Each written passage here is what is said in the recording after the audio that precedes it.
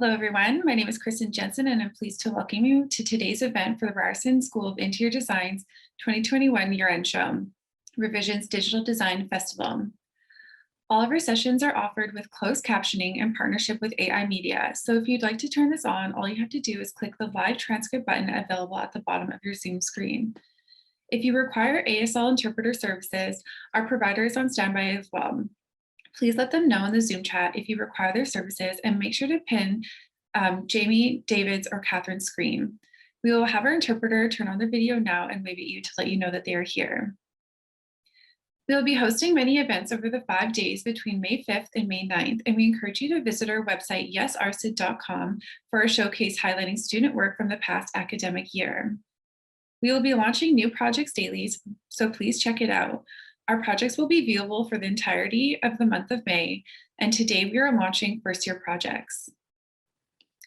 We want to begin this event by honoring that many Indigenous nations have long-standing relationships with the territories upon which Ryerson University is located.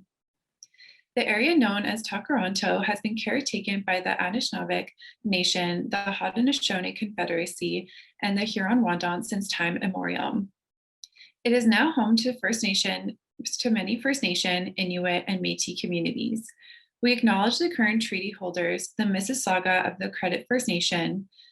This territory is subject of the Dishwith-Wanspoon Wampum Belt Covenant, an agreement to peacefully share and care for the Great Lakes regions.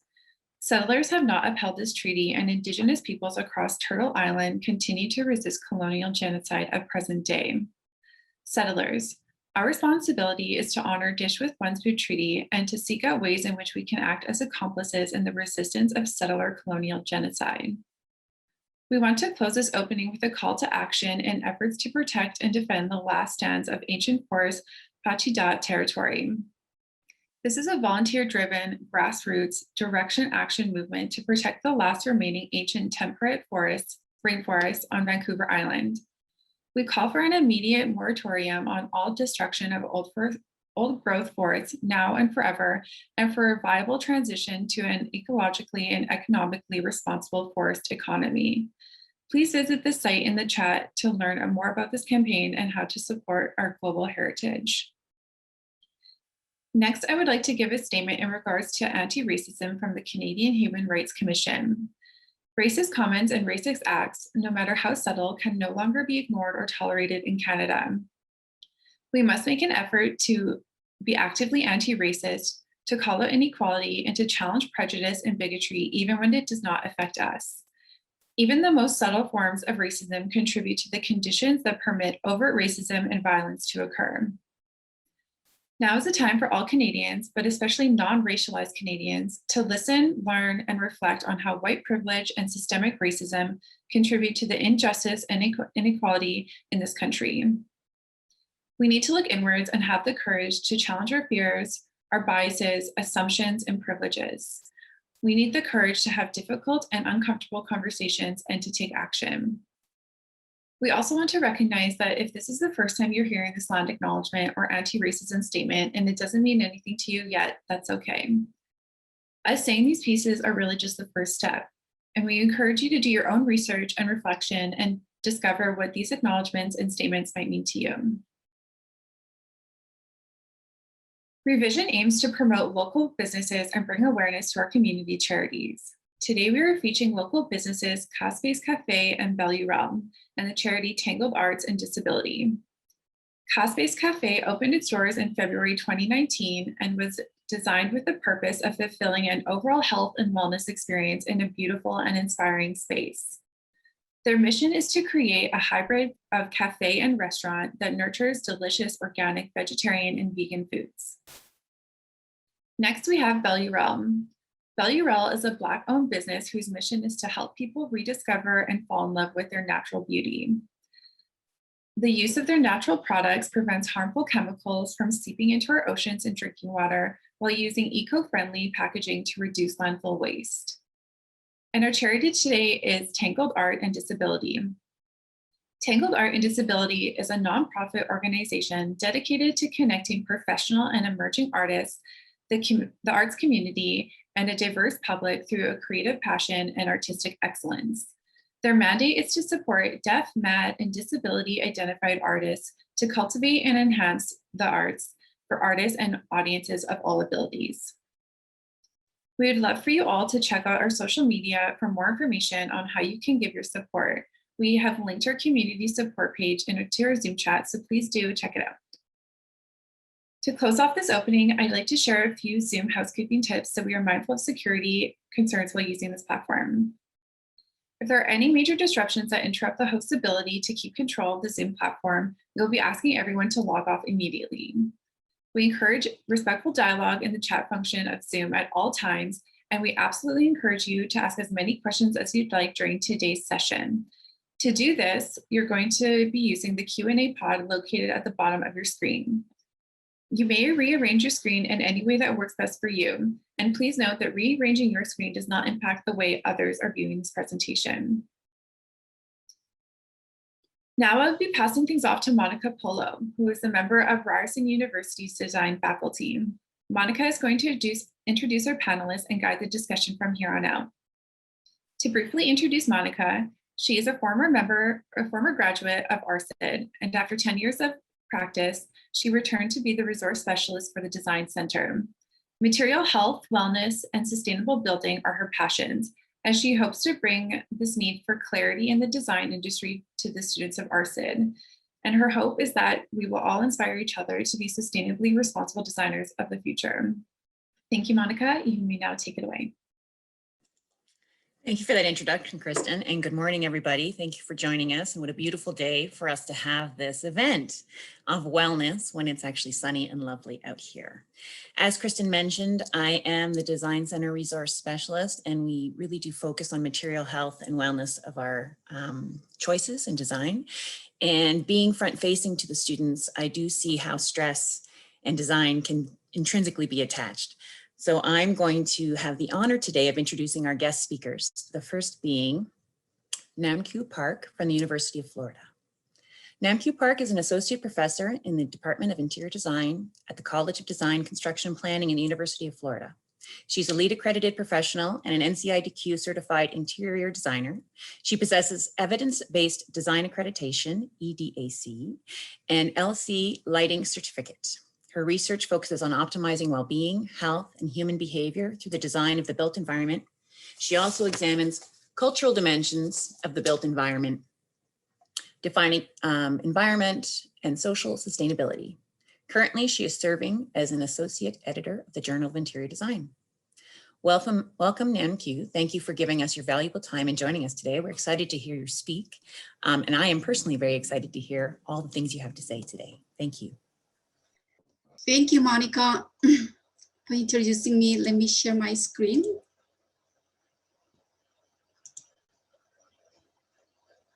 All right, thank you for inviting me to this great design festival. This is an honor to participate in this event. Today's my talk will focus on evidence-based lighting design concept aimed at occupant health and wellness in the built environment. Let me start with a question. In your opinion, what is the world's most interruptive technology? I might know your answer since I'm talking about lighting. Yes, an electric light source, the artificial lighting. Prior to the arrival of artificial lighting, our ancestors had a sleep pattern very different from ours. They had two major intervals of sleep separated by the hour of wakefulness, so about 12 hours of a true night. The Industrial Revolution with the arrival of electric lighting brought us to do work at night endlessly. Night shift workers are facing sleep deficiency and sleep disorder. According to research, they get a daily average of 3 to 4 hours less sleep than normal. How many of us are like this? Exposure to the bright and blue light at night disrupt our sleep means wellness. We humans have evolved to base our body systems around the natural light-dark patterns. Now we begin to understand light not only affects our vision to see fine details, but also controls non-visual effect on circadian regulation, such as sleep, alertness, mood, and social behavior. SCN in our brain receives light cues from the environment, and it is responsible for controlling circadian rhythms. Then what is circadian rhythm? The natural process that regulates our sleep-wake cycle, a 24-hour internal clock, which means the body's biological clock. We wake up when the sun rises. We conduct daily activities during daytime. We go to sleep at night. Dysfunctional circadian rhythm affect our health and wellness, including fatigue, disorientation, insomnia, sleep disorder, obesity, and diabetes, depression, metabolic disorders, you name it.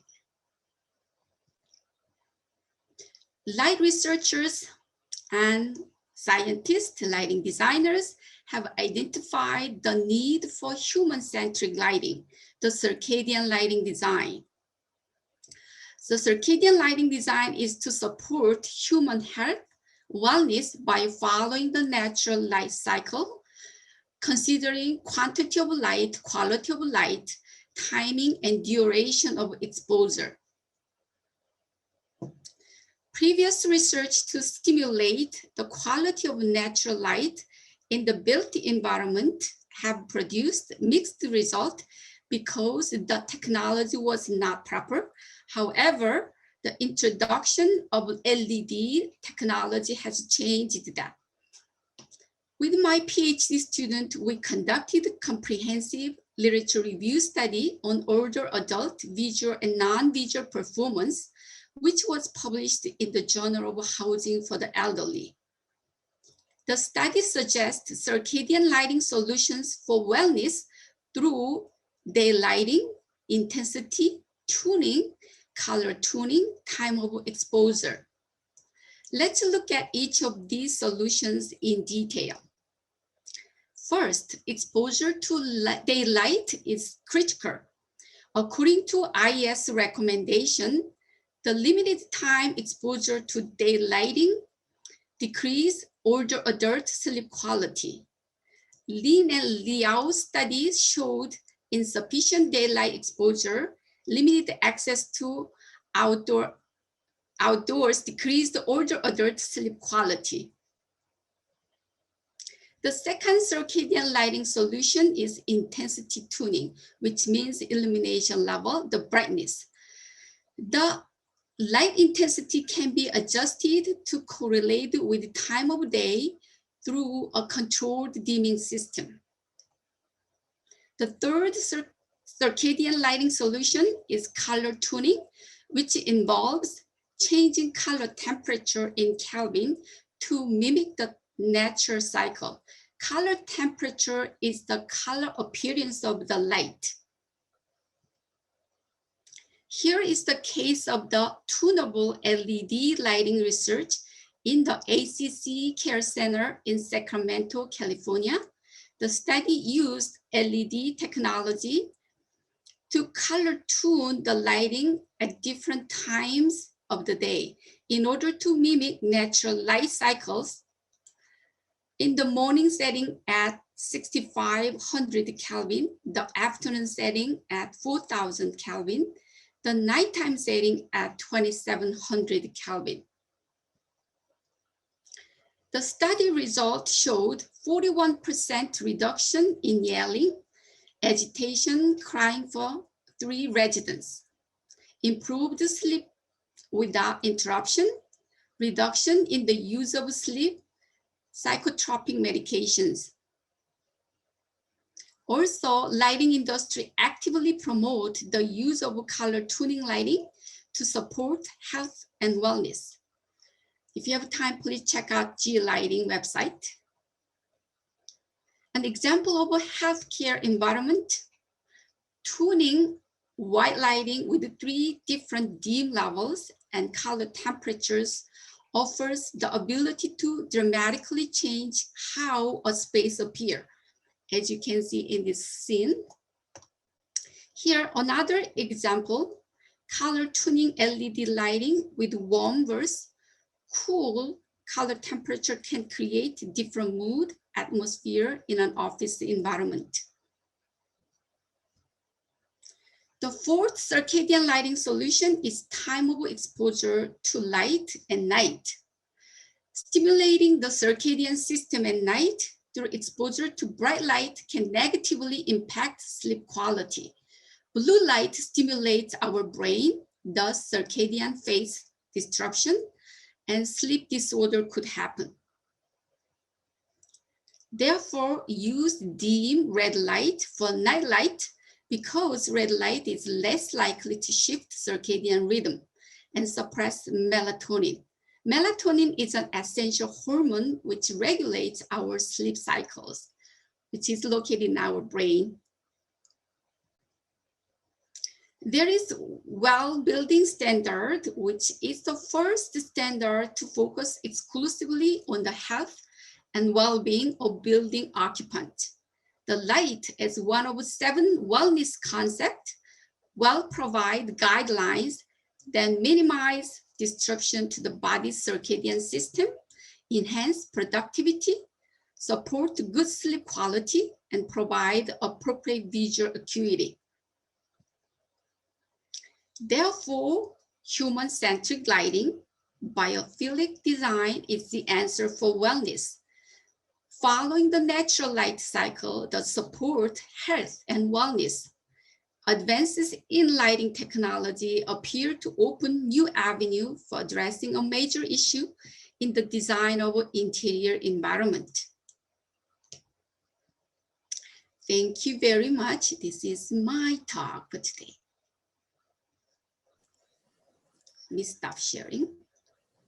Thank you. That was a great talk, Namkyu. Thank you very much for your insight presentation. I really found a lot of information in there, and those images, those graphic images, I think all of us can relate to with regards to pathways or positions that we're doing regularly and not even realizing that we're doing. So thank you very much for that. Next, I would like to welcome Ina Kenny to present. And while Ina is setting up, I would like to remind the audience that we'll be holding a Q&A session so that you can ask all the questions that are rolling around in your mind, especially with regards to sleep and health, as MQ just went through. And we want to make sure that we answer all of your questions. So ask them through the Q&A on the bottom of the screen, and we will be sure to get to them. Ina Kenny works with Stantec's multidisciplinary office, and with a background in interior design and architecture, she's been fortunate to focus on healthcare projects, from smaller labs and hospital renovations to extensive experience with large-scale AFP projects and traditional design builds. Ina Kenny's design work was driven by empathy. We can all use more of that. She loves to listen, solve problems, and collaborate, creating supportive, functional, and beautiful environments for patients, care partners, and providers. Some of her favorite projects have been for elders, children, and environments for mental health and wellness. And we would like to welcome Ina and have her presentation now. Thanks so much, Monica. I'm just gonna get my screen up here, 1 minute. Okay, can everyone see that okay? We see you just fine. Okay, perfect. So good morning. I'm so pleased to have been asked to join you today and speak a bit about my experience designing for health and wellness. As Monica said, I normally work out of the Stantec Toronto office. I love, as she said, working collaboratively as one must on large-scale healthcare projects. First project I ever worked on was a health center in Northern Ontario, serving Indigenous communities. Since then, I have done a lot of planning, design, and conformance work, PDC work.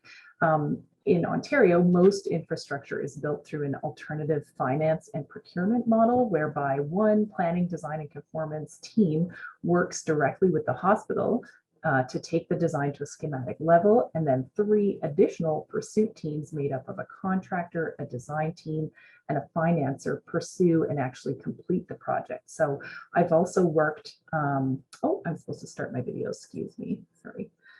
Okay.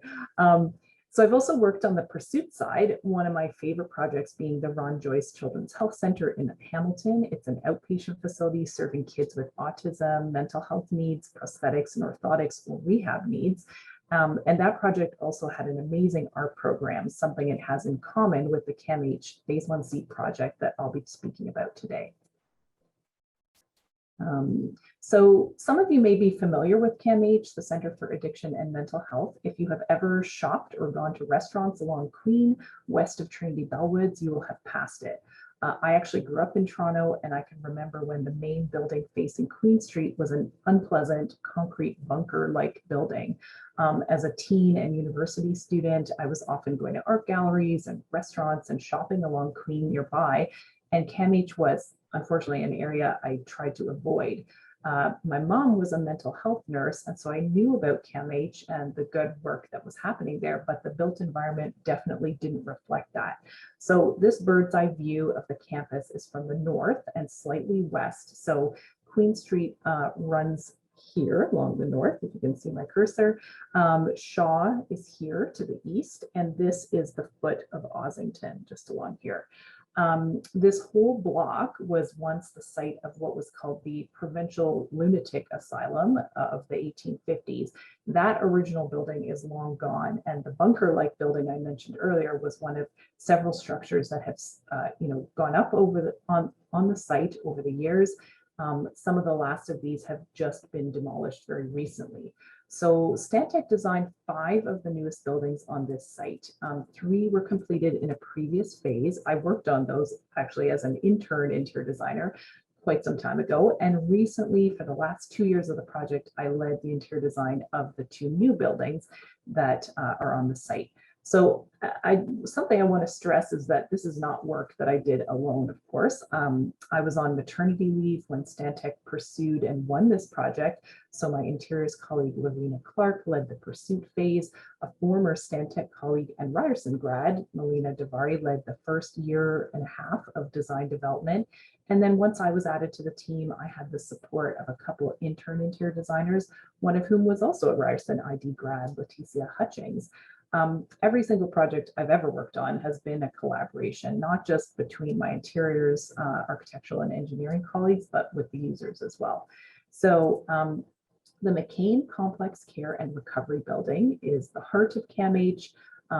It includes public spaces like an auditorium. That's the one that is along Ossington and Queen. And then the Crisis and Critical Care Building includes the Psychiatric Emergency Department, and overall 235 inpatient beds are provided between the two new buildings. I want to talk briefly about the recovery model of care, which is something that we keep in mind as we design for mental health. The concept of recovery in mental health refers to living a satisfying, hopeful, and contributing life, even when we're experiencing ongoing symptoms of mental health problems or illness. The recovery journey builds on individual, family, cultural, and community strength, and it can be supported by services and treatment, and I would argue by the built environment as well. Prior to COVID-19, stats showed that 1 in 5 Canadians experience a mental health issue in their lifetime. A recent poll found that 50% of Canadians are reporting worsening mental health since the pandemic began, with many people feeling worried and anxious. Fortunately, most Canadians who are struggling with their mental health as a result of COVID-19 are experiencing a normal stress response to the health, social, and economic crisis. And there are available mental health resources and support to help them cope. So I know I spent a fair bit of time just introducing this project. I'd love to show you now some photos from these latest buildings at CAMH. So we don't yet have any professional exterior photos. If you look closely, you can see that construction was still underway in this building here, the McCain Complex Care and Recovery Building. We usually wait till the spring after project completion to get photos with more greenery outdoors, but you can see how this building is sitting right on Queen Street. The upper levels have been set back from the street so that to passerby, the scale of the buildings is not overwhelming. At right is a photo of the library, which is part of this building. It's publicly accessible, and it features an amazing piece of digital art by Alex McLeod, one of over 40 therapeutic art installations in the two buildings. This building includes multi-purpose spaces such as the auditorium. The seating is retractable, so the whole space can be used flexibly. It's flooded with daylight. There's a great view on two sides of the streetscape, but it can also be fully darkened with drapes and used for audiovisual or theater uses. At top right is a teaching kitchen at the foot of Lower Ossington. This is part of the therapeutic neighborhood that is used by inpatients and outpatients in partnership with George Brown College. The windows also feature an art installation by Dan Bergeron. Both buildings include flexible admin and clinical office spaces. Most of these have either a view of Queen West, as you see in this image, or a view to the surrounding parks. And of course, our design work is not just focused on patients, whom I'll refer to as clients, as CAMH does, but also on those who work in the spaces we design. These are two views of the main lobby and first impressions desk at the Crisis and Critical Care Building. This lobby features a double height wood feature wall and multiple therapeutic art installations which aid in landmarking and intuitive wayfinding. This therapeutic art installation is by Indigenous artist Rebecca Baird. She designed both the imagery above the desk and also the sculptural glass elements that are suspended from the ceiling.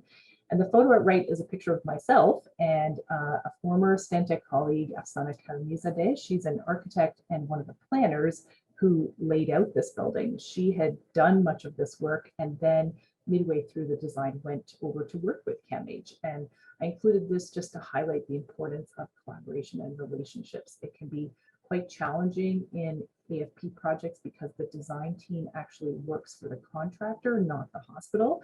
So you have to go through many layers of people to arrive at decisions. But I think a lot of the success of this project depended on these positive relationships and the trust that we built up between all parties. This space is directly across from the emergency department in the Crisis and Critical Care Building. It's open to a public park to the south.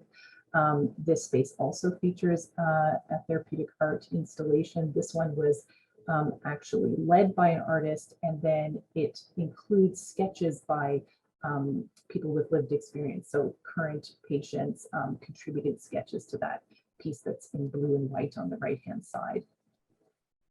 These photos show some of the inpatient spaces.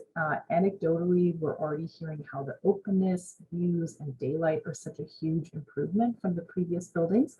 We know that having more open space and less crowding of people leads to less aggression on the units. You can see the openness to the secure terraces, which look quite normal and inviting.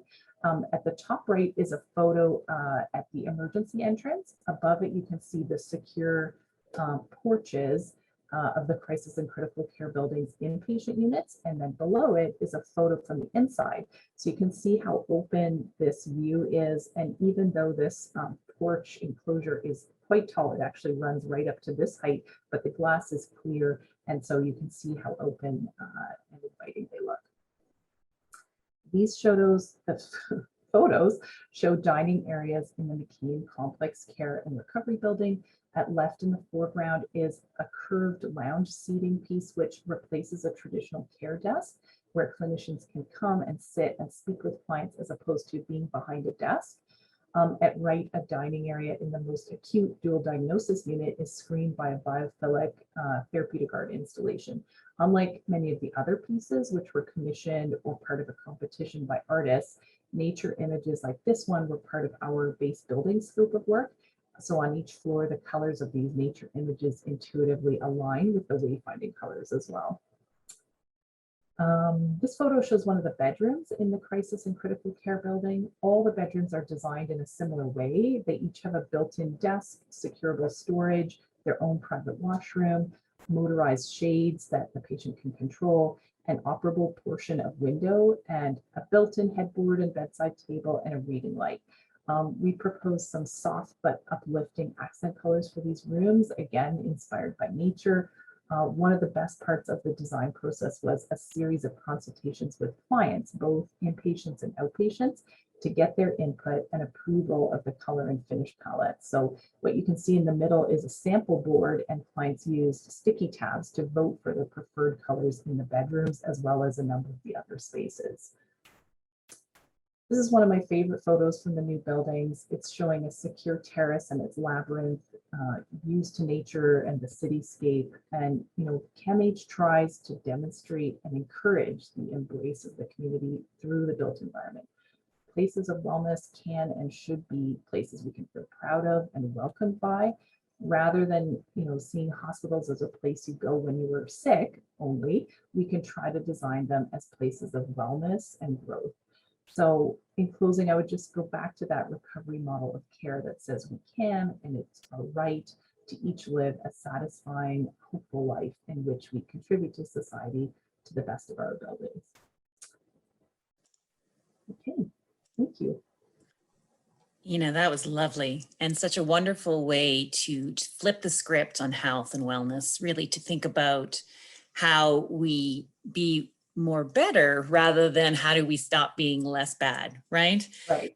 I have a personal, just before we get into the question and answers, thank you very much, first of all, for your presentation, but I used to live at 53 Ossington about 5, maybe 30 years ago. And I was directly right in front of the KMH and when it was brutalist as it was, right? And how it set up in that wall. And I'm sure you and I are relatively close in age where that wall became a design discussion on how we deal with that wall. It was actually built by the clients that were actually available there at that point, and not in a very inclusive or supportive way as well. So it's part of our history, I guess, but interesting to see how much you have brought to this and how much the thinking on wellness has changed. So thank you very much for that. Well, I think that we have so many things to ask questions about. So we're opening this up for both of our wonderful guests who have spoken so eloquently today. I have one personal question I'd like to start everything off with, if you're both okay with it. And Namkyu, if you could turn your camera on for us as well, so that we could start our question and answer part of this discussion, that'd be wonderful. Thank you very much for both of you. I want to bring up one word that I know both of you were sort of circling around, but haven't actually said specifically, in the word biophilic. And both of you have been so instrumental in understanding the ideal of wellness in nature and bringing adjacency to nature and understanding temperature and understanding the views and operable windows. And so if both of you can kind of go back to that word and thinking about how that really drives our wellness, I'd love to hear anything you have to say about that. Start Namkyu? Yeah, go ahead, Ina. Yeah, so I mean, probably most of you have heard of the 14 patterns of biophilic design. And I think there's a 15th that has been recently added, but yeah, it's something that we do think a lot about. We, you know, people have an affinity to nature, natural forms, right? And so when we are designing, we do look to try to have, I know certainly with forms and pattern, we try to bring that into our design work. People do respond well to natural images. And so, as I said, we incorporated a number of these like full-scale environmental graphics that were trees and light, you know, and sort of these hopeful images. Clients did get a chance to give their input on those as well. It's, you know, again, it's something that you can incorporate into your work on sort of many different levels. So I think it's something that in all of our project work, we're trying to incorporate, not just for hospitals, but even my colleagues who are working in workplace design. So, you know, getting more familiar with WELL that Namkyu mentioned too. And one of the projects I'm working on is going to be a WELL registered hospital, the first one in Canada. It's definitely interwoven in that guideline as well. Wonderful, thank you. Q, can you speak to that as well now? Sure. My thought to relate this biophilic design, definitely, you know, it's just we spend industrialized country, right? Spend a lot of time, probably like according to research, 95% of our time indoor. So biophilic design is much more critical these days because we are just stuck inside and working, right? More industrialized countries. So considering the nature, so biophilic design features, actually with one of my PhD students, we conducted the research on biophilic design features. So if you guys have time, check out the one of published article in JID, Journal of Interior Design in 2019. And it is like there are 54 design features talking about biophilic issues. So including definitely nature things, the shapes and forms, light and color, even natural color. And light, today I talk about all about biophilic design related lighting issues. The daylighting, you know, without light, we cannot, you know, see, we cannot live with, there is no design even, right? So all that reason, really just incorporating this biophilic design into interior environment, it's more critical than ever. So that's my opinion. Fantastic. Thank you, both of you. Those are wonderful answers. I'm just going to go to the questions that are coming in fast and furious. So we'll just kind of keep clipping along. So we've been asking, the students are asking about the wellness building standard and how that's gone beyond what LEED was on sustainability and brought WELL into the forefront, away from the actual built environment and into the person, and how you think that that focus has helped to push design into a more of a WELL perspective. Do you want to start, Namkyu, this time? Sure. So as you know, the WELL building standard probably started I think less than 10 years, right? But it was rooted in LEED certification, which is just focusing on more like building performance, so energy related issues. So they realized we need to focus on building occupant health and wellness. So this wellness building standard finally came up, and then talking about 7 wellness concepts, considering air, water, and even, you know, nutrition, and also light, fitness, and comfort, and even mind issues, all that. So lighting is one of a big part. So that building wellness, the standard, I think it has to be, it is well developed standard, but there are still need to improve, definitely. Talking about even lighting, you know, so they talk about the sleep quality. However, the detail of that is not there yet. So I think at least having this WELL building standard, we could incorporate that wherever we design an interior environment. always there is a need to improve. So you guys, as the next generation of designers, can continue to incorporate and then just to support and push this wellness design issues in the interior design environment. Thank you. Ina, can you give us a synopsis? And just to give everybody a notice, we got about 2 minutes left, so we got to talk quick because there's so many things to talk about. Oh, goodness. Okay. Yeah. So I was just going to say, you know, with this project that we're doing, it's my first experience working with the WELL standard. And what struck me is that it requires the buy-in from the client as well, because a lot of the stuff that's in there is actually operational, you know, stuff about food. So that's not things that the designers can control. So it does require, and in that case, it really was driven by our client. They wanted to do this and it requires their buy-in. So we have our part that we play in it, but it does require that the organization that you're designing for can make it happen, because it depends on them too. And the other thing I would just say is that because it started in corporate design, it was meant more sort of for office workspaces. A lot of the elements in there, I realized as I got more familiar with it, are things that we already do in healthcare. So there are already things that in healthcare, we've already kind of taken a bit further. So they are looking at potentially tweaking it in the newer version, so that there's some difference between what would be well for healthcare and well for other building types. And help you to push it even more so, I would assume, too. Exactly, yeah. On the front of healthcare, where can we push it from?